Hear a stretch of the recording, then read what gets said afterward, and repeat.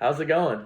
I'm Logan, and my final research project is about something we all do experience, but almost never think about. This research question is how conformity influences altruism. My research question is simple, and it's can positive social norms actually make people more likely to help others? In class, we did discuss a lot about conformity. Classic studies like Ash's line judging research showed people will go along with a group even when the group is obviously wrong. And studies like Milgram's street study showed that even everyday behaviors, like whether you stop and look up at random buildings, are shaped by group size. Once groups go to about 5 or 6 people, conformity actually shoots up and then levels off. Most of the time, we think of conformity as a negative thing, maybe peer pressure going along with something dumb. But there's another side of this. If the norm is positive, conformity can be positive too. This connects directly to what we learned in class, actually on the chapter of pro-social behavior. Helping isn't random. It's shaped by how social norms like reciprocity norm, if someone helps me, I should help them back type of thing, and the social responsibility norm, you should help someone who needs it type of thing. We also learned that people help more when they see others helping, basically modeling.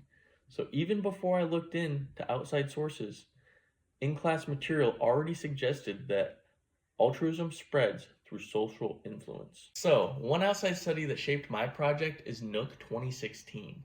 Participants first saw how generous others were when donating to charity. Later, they wrote notes to strangers in need. People who saw generous norms wrote longer, more supportive, more empathetic notes, especially when the person wasn't extremely distressed. Empathy actually acted as the mechanism between conformity and altruism. This fits perfectly with the class concepts: normative influence, wanting to fit in, and informational influence, looking to others to figure out the right response. So I looked into a second study by Freeman in 2009, and it found something extremely similar in kids. Kids who watched an adult behave generously were more likely to help afterwards. They didn't need instructions. They just copied the pro-social norm. That aligns with our class ideas about social learning, modeling, and how we reward helping behavior. And the class readings help me make sense of why this works. Pro-social behavior is sensitive to rewards, costs, and what people see around them. The textbook examples, like people helping more when they aren't rushed, or modeling kindness from videos, shows that helping spreads socially. When kindness is visible and low cost, people conform to it. When social norms for helping are strong, people feel expected to step up. So in real life, things like school, sports, even just any type of group chat really, kindness spreads the exact same way that negative behavior does. If a team consistently shows support and encouragement, that becomes the norm people conform to. As a coach, I see this all the time.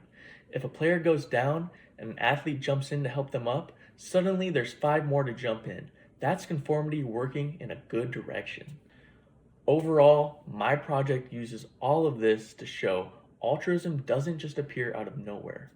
It grows in environments that model empathy, reward helping, and make generosity the default behavior.